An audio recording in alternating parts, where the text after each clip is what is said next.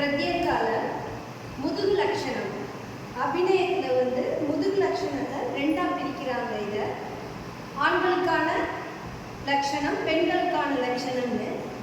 இந்த பின்பாகம் அப்படிங்கிற ஆண்களுக்கான 6 லட்சணங்களில் ஒன்று சமம்.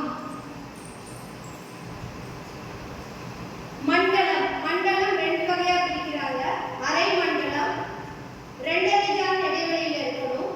முழு மண்டலம் 4 ஜான் இடைவெளியில் இருக்கணும். வைஷ்ணவம் ஒரு கால் ஸ்ட்ரெயிட் ஆகும், இன்னொரு கால் முழங்கால் வளைத்தும் தூக்கி இருக்கணும்.